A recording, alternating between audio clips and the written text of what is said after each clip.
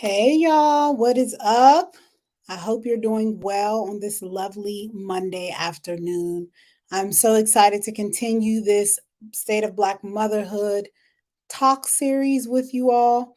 If you don't know me, if this is the first time you're tuning in, if you didn't tune into my address last Monday, my name is Muffy Mendoza, and I'm the founder and CEO of Brown Mamas, which is a community that focuses on social capital expansion for Black women here in the city of Pittsburgh and beyond. So I'm really excited to continue this vibe, this having this space to really share about my entrepreneurial journey as well as my motherhood journey and how the two have kind of intertwined over the years and what that's felt like, what it's looked like. And I'm sharing with the hopes of number one, just hoping it helps some people, hoping that maybe you don't take some of the pitfalls that I took, and also hoping that if you are on a mompreneur journey and you are tuning into this, that you can take some tidbits of advice from here and it help you, lean into your own journey or maybe even lean back depending on where you're at, what energy is present around you. And also I just want to share because I'm at that stage in my life, in my career, in my home life where I'm really more concerned with sharing and really more concerned with doing things that make me feel good, make me feel joyous, and doing that in a way that's helpful to other people, hopefully. So, if there's anything you want to know, anything you want to talk about, if this sparks any conversation that you're like, yo, we need to expand on that more, please post in the comments and let me know because I'm so super duper down for that. Would really love to learn more about the people who are watching, consuming these videos. Um, but yeah, let's just get into it. So this talk is entitled Why the Business Can Wait, What Nobody Tells First Time, First Generation Entrepreneurs. This is something I've been sitting on for a while, just wanting to talk about this because I've been the founder and CEO of Brown Mamas for 10 years. I started it 10 years ago in my living room, and I did not have a playbook at all. I did not have a playbook at all. I really just had a passion and a conviction. I didn't even know I was starting a business. I'm a communicator at heart. I love to communicate, whether that's through speaking or writing or just talking, having talks with women. And so it's something that I do well. And I was like, well, I'm just going to do more of that. At the time that I started Brown Mamas, I think I had just turned 30, or I might have even been 29, about to turn 30.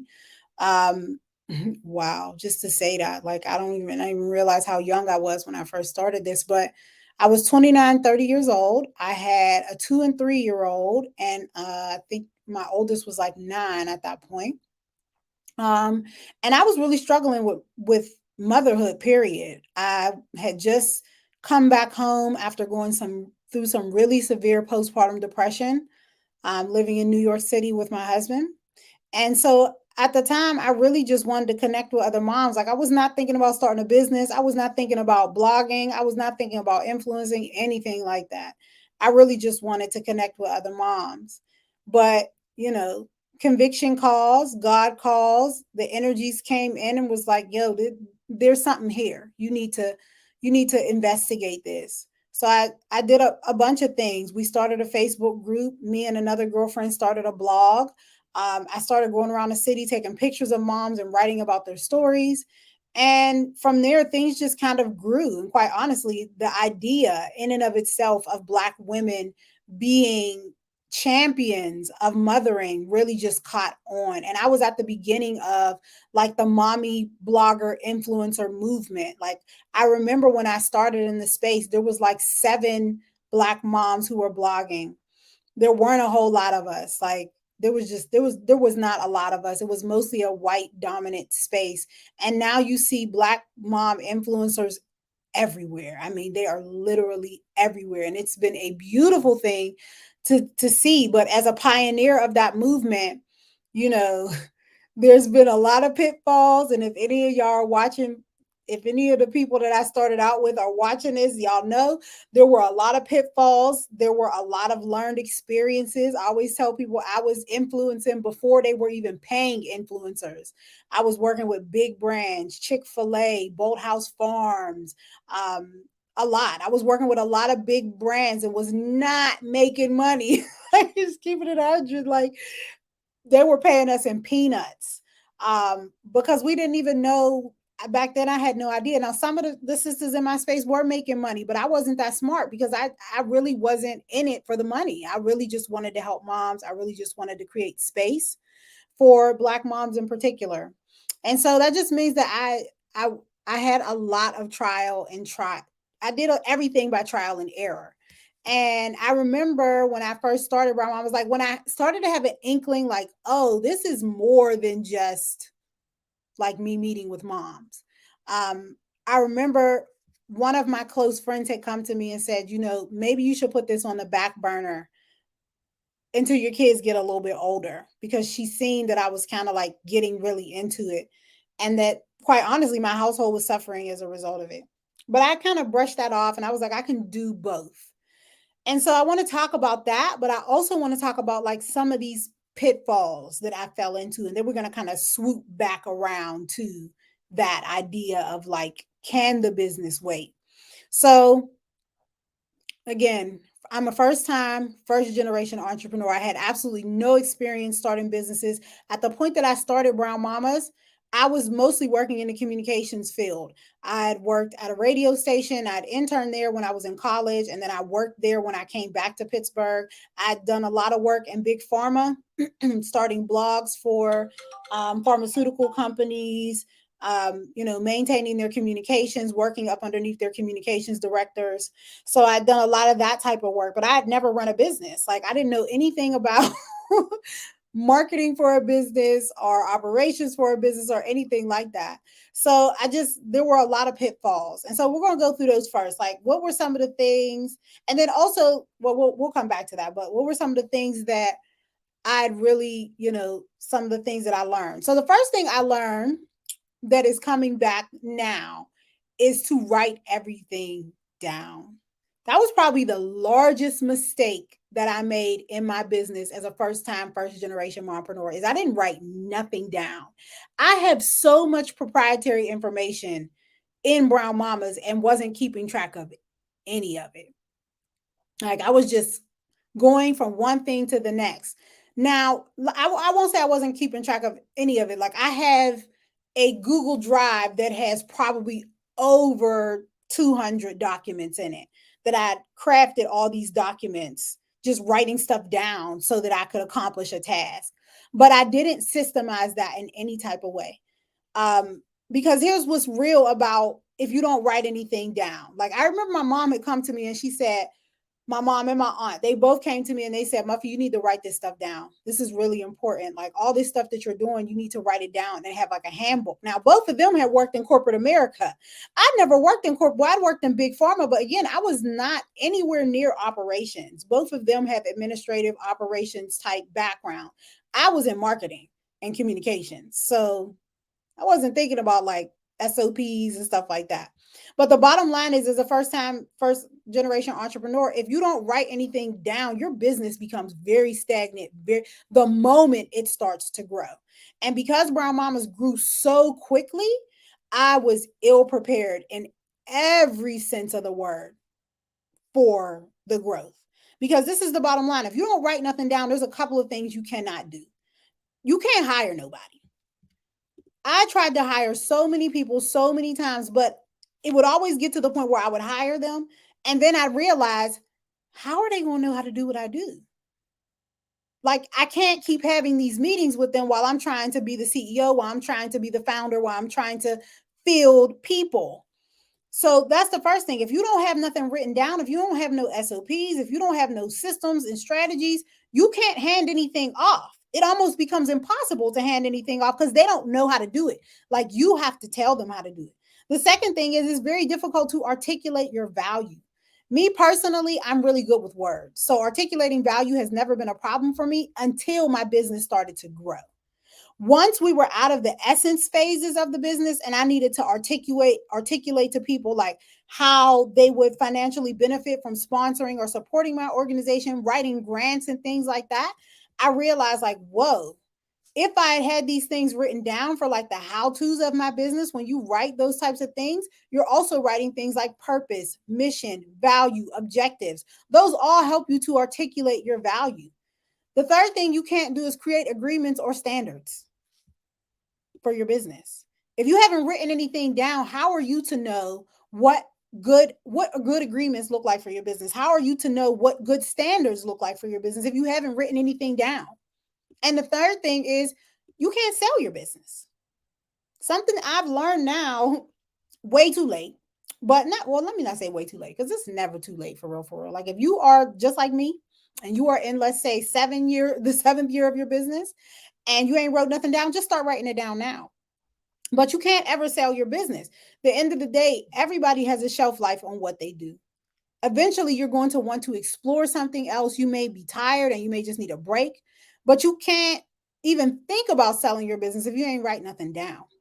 So that was the first lesson. Like that's the lesson that I learned that was like probably one of my largest lessons was just write everything down. If you're not an administrator like me, like I am not an organized person. I don't know why people always think I'm super organized. I am not even a tiny bit.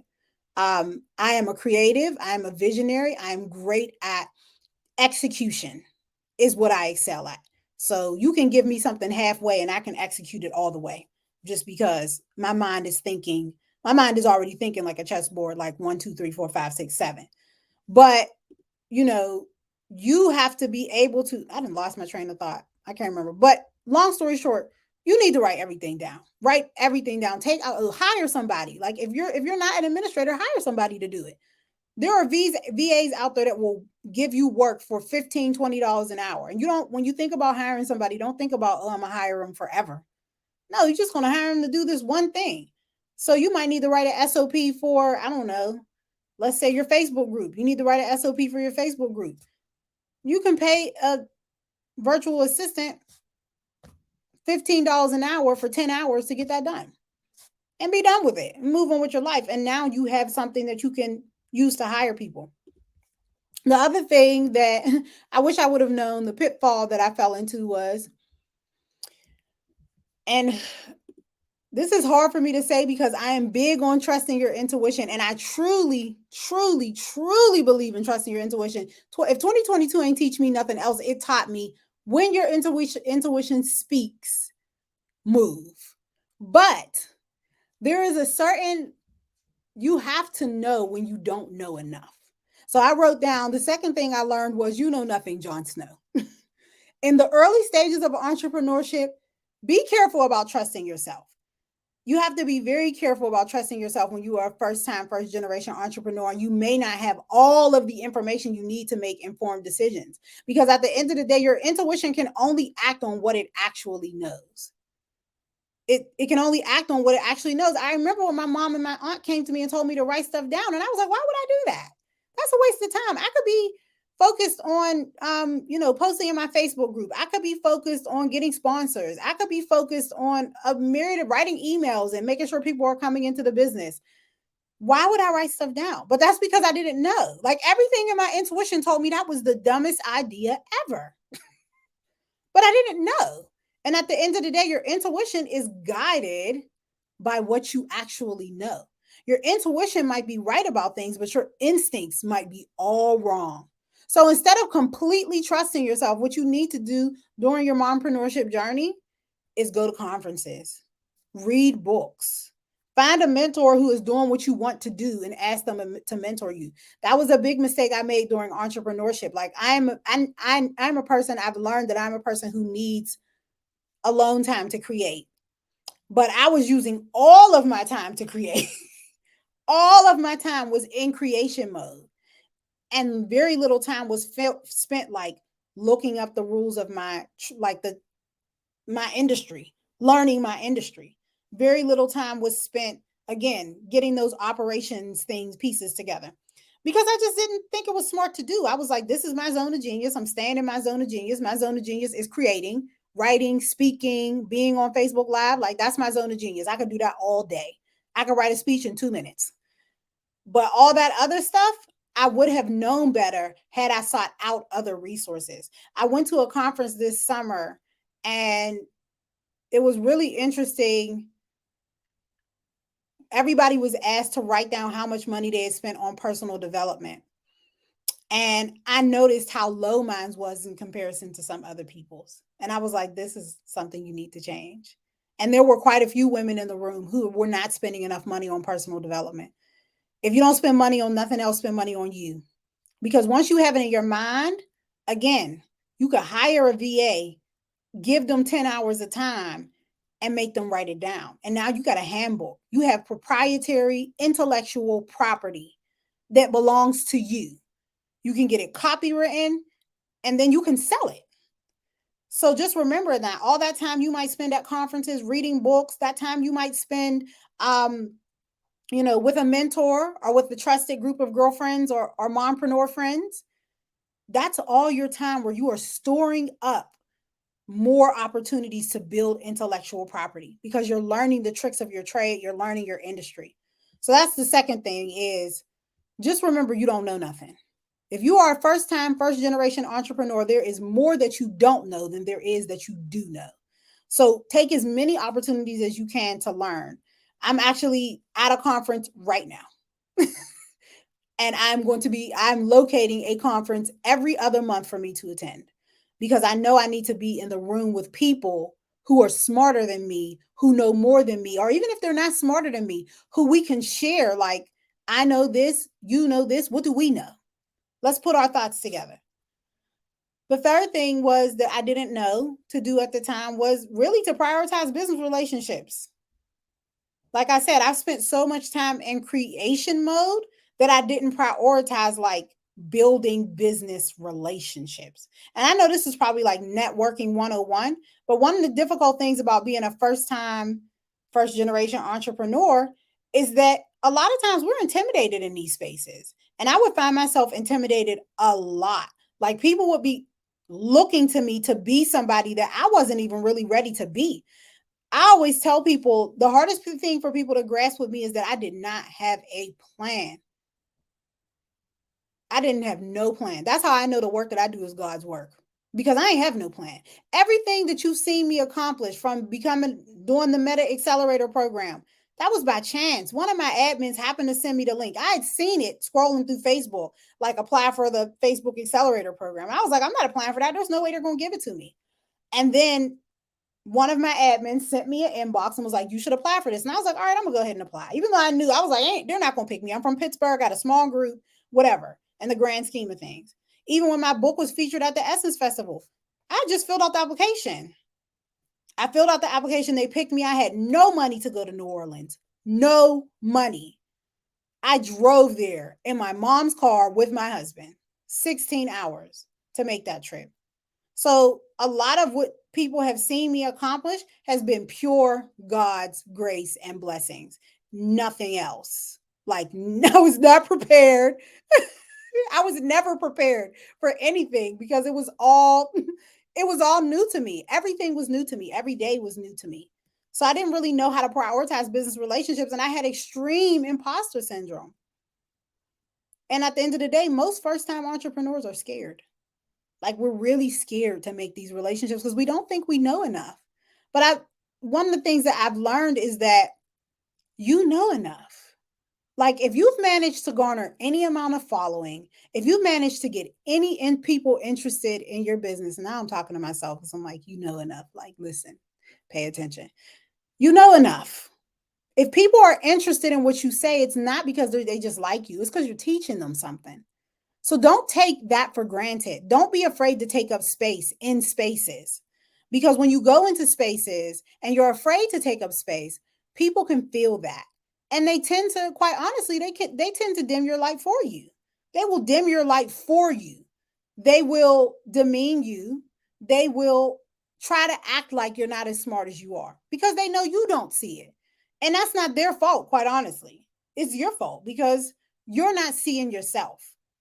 And one of the things that I learned just along the path is that when you are building business relationships, don't ever be afraid to ask for more.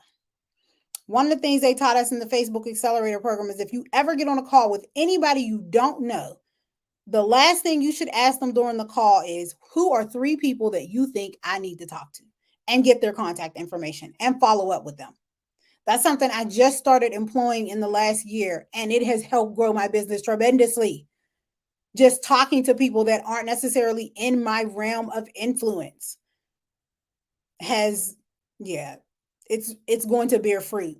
So just making sure that you do that, and don't be afraid, because chances are if somebody has taken out the time to give you 30 minutes of their time on a Zoom call, they value you. They believe in what you're talking about. Because trust me, business people they fill their emails. I know me, I don't there's not too many people I directly correspond with. I send people to a different email address. So if somebody picks you out and they're like, "Oh, I want to talk to you," ask them who else you should be talking to. And social capital is long money, equals long money. Like, the longer your social capital bank is, the longer your money is. The more people who know about you, who know about what you do, who will give you sponsorship, who will talk to you about, what they know, share resources. So just remember to prioritize relationships. And that can be really difficult for a first-time entrepreneur, because your head be in the it just be in the dirt, because you're afraid, you're not sure if you're doing things right. And also because you're just working in your business. And that's probably the most difficult thing the first 6 years of entrepreneurship, is being forced to only be able to work in your business. But you can still prioritize business relationships. You can still set time on your calendar to meet with at least one person that you don't know every month. And the last thing, this wasn't a mistake that I necessarily made. Well, yes, it is. Well, this is just a piece of advice I want to give out, because I've actually done a pretty good job at this. And it's something that I always preach to other people, is invest in a good website and get people's emails. Like, this social media thing is great. It's an awesome way for us to connect, but you're going to get an email from me after this video telling you to check out my video in case you missed it, because social media is fleeting. The algorithm is what the algorithm is. And we have to, it's not our business. Facebook is not our business. Instagram is not our business. TikTok is not our business. Our business exists off of this. So make sure that you're doing a really good job of making sure that your assets that are off of social media are working for you 24/7. And now we'll get to the mistake that I made. The fifth mistake. The fourth one wasn't a mistake, because I didn't really make that mistake.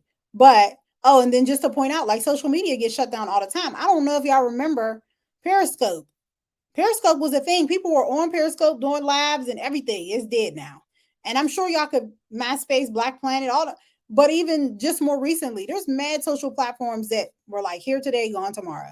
They're gone tomorrow. But if you got a good website and you're collecting people's email addresses, who cares? And the last thing is, just make sure your vision for your career includes you. That's my biggest lesson from the last 10 years. Because keeping it 100, I didn't include myself in my vision. I seen myself as the worker bee behind the vision, and never really thought about who I was becoming, and also the character that I needed to sustain that level of work. So the question I've been asking myself at this point in my career is, what characteristics do I need to sustain Muffy Mendoza, to sustain Brown Mamas, to sustain whatever is next for me, and really being intentional about growth. Like, are you ready to grow? Everybody wants growth, but growth requires a lot of time away from your family. Growth requires you to manage people. Do you know how to manage people? Because there's a difference between being a leader, a manager, and a supervisor. Something I've just recently learned. I figured if you could lead people, you can manage people. No. Some people, that's not your ministry. That's not my ministry. I don't do a good job managing people. I do a great job leading people. So you need to find some managers who can help you manage some people. But you just have to ask yourself, like, what are the characteristics needed for the person who is going to sustain this business? Because if you don't ask yourself that question, you're going to shoot yourself in the foot, because you're going to get there. You're going to get there. Denzel Washington said it. I don't know who else might have said it, but something that I carry with me in my heart is that any righteous desire that is put in my heart is evidence from God that it's already mine. So if there's a righteous desire in my heart and I'm like, all right, I'm going to go do this, it's going to happen.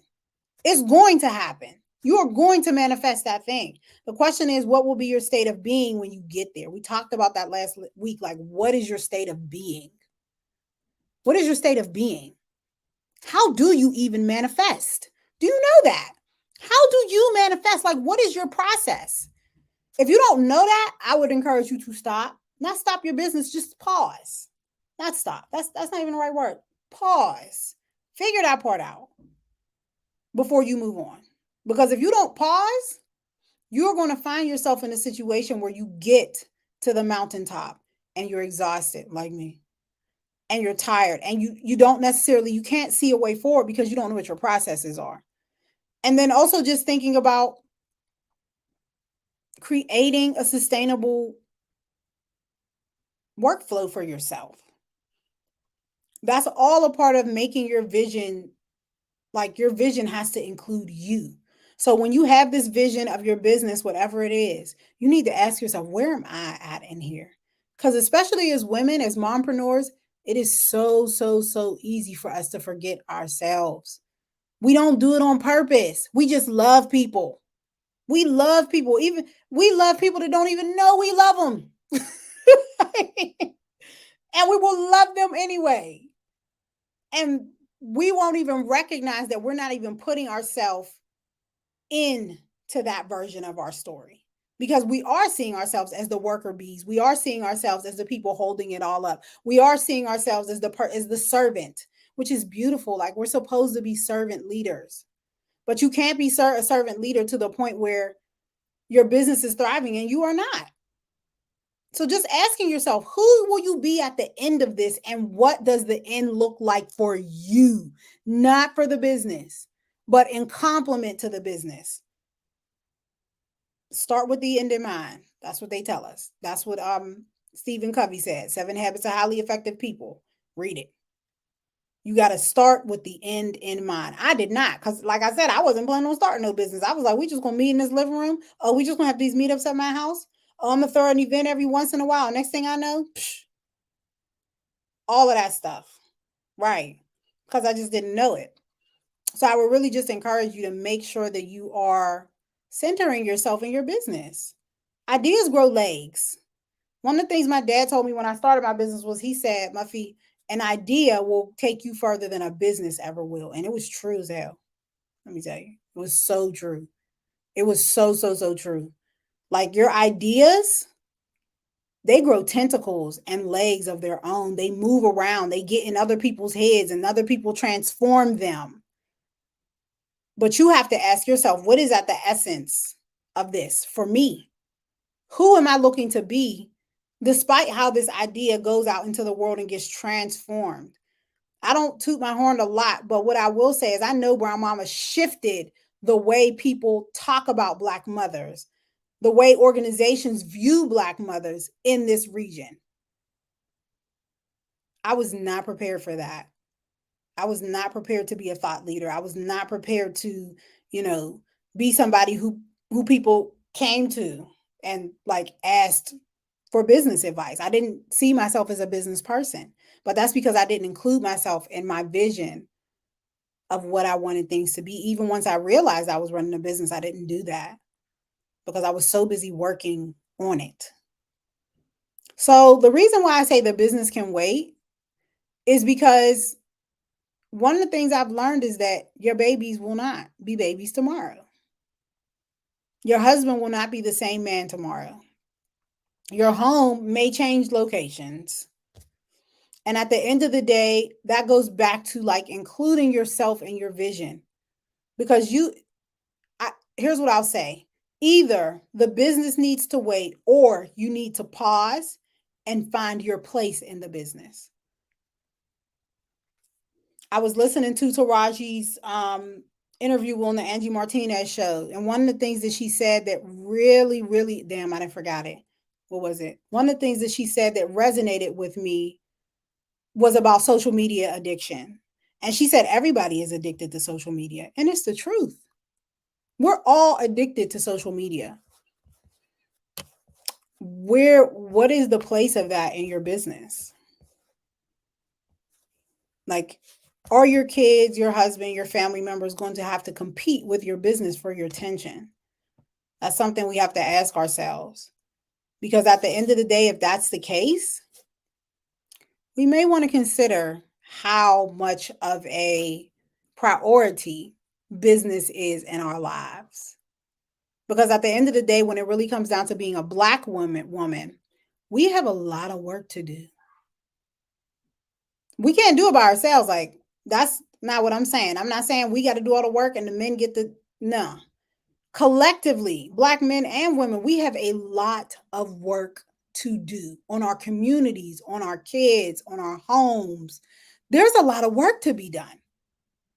So, one of the things that we have to continually be mindful of is that within that realm of all the work that we have to do as Black people, and also within the realm of understanding that the work we have to do as Black people, there's not necessarily a blueprint for.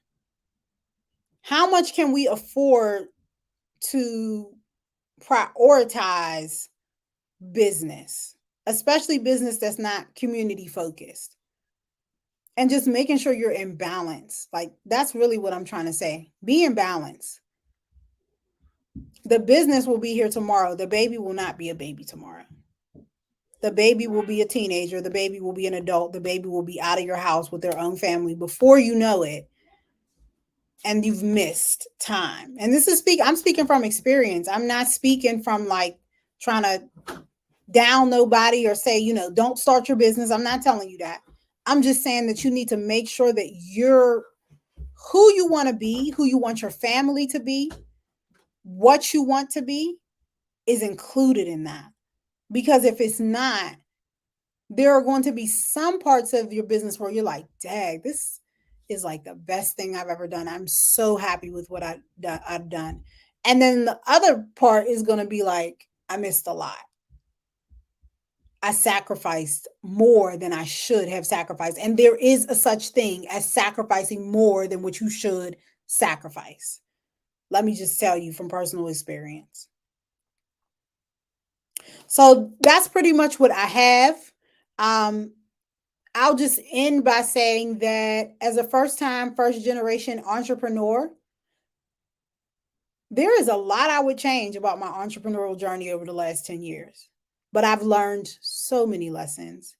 I highly recommend entrepreneurship for people who are brave, for people who can afford to make the jump, because it's not an easy jump to make. It may take you 2, 3, 4, 5 years to get your business profitable and to get it profitable where you can hand something off. Because it's one thing to be profitable and be going crazy. And it's another thing to be profitable and peaceful. Everybody is not profitable and peaceful. Some people are profitable and crazy. I've been there. I've been profitable and crazy before. So I'll just say that I've learned so many lessons, and this was the only way to go for me. Like, I don't work for people. It's not what I do. I don't take directions very well. I'm not one to I'm not one to be able to compromise my integrity or my, what I see as my vision for my life for anybody else. So I can't work for people. So if you're like me and you can't work for people, I really hope you will continue on your entrepreneurial journey. Like, I want to encourage you. I want you to stay encouraged, but I also just want you to be realistic. And I want us as women to recognize that you are the mission. Like, you are your mission, not your, not whatever product or service you are putting out, not your people. You are the mission. And so you need to make sure that you are centering yourself and being realistic about who you are. Are you a first generation entrepreneur? What does that mean for you? What does that mean that you need? How are you going to place yourself in your entrepreneurial journey to make sure that you get the things that you need as a first generation entrepreneur? All right. So next Monday, we are going to be talking about balance. So today we talked about all the mistakes I've made and some of the pitfalls that I hope that you will avoid, or maybe that you can even relate to. Maybe you made them yourself. Tell me about it in the comments. And hopefully next week, we're going to talk about balance, because balance is big for me. It's something that I'm learning how to balance. I had said one time that And I don't believe this anymore. So I apologize that I said this, but I was young. Listen, I was young. I don't believe you can't have balance in your journey, in your mompreneurship journey. I used to say all the time that you could be centered, that one thing would always have to take up more space than the other. But I'm learning that's not true. That is comes from an undisciplined mind. An undisciplined mind is not able to tell itself no. Yeah. An undisciplined mind is not able to tell itself no. But with a more disciplined mind, you can absolutely have balance. You can absolutely do a little bit of this and a little bit of that and a little bit of this and be okay. And go sit on your couch and go watch Project Runway, which is what I've been watching lately. All these episodes. I don't watch like 12 episodes of Project Runway. But yeah, you can definitely do that. And we're going to talk about that next week. So I'm excited to continue this series with y'all. Let me know if you're enjoying it or if you're not. Well, I really don't care if you're not. I'm gonna keep it 100 because right now I'm kind of doing this for me. I'm not really doing it for y'all like that. I mean, I am because I'm a helper, but I'm doing it for me. So if you don't like it, just keep scrolling. But if you like it and you heard something that you really resonate with, make sure you tell me in the comments. You can also follow me on YouTube. I'm posting all of these on the Brown Mama's YouTube page. And I'm also going to be starting my own YouTube channel where I'm going to be talking about a host of things at some point this year, but I'm not ready to unveil that yet. So I'll tell y'all when I'm ready. But thank y'all so much for your time. Really, really appreciate the people who've been following me for a long time and have not lost faith in me and who continue to be around for me. If there's ways I can show up for you, please let me know because I'm happy to do so. All right, y'all. Have a great Monday, and I will see y'all later.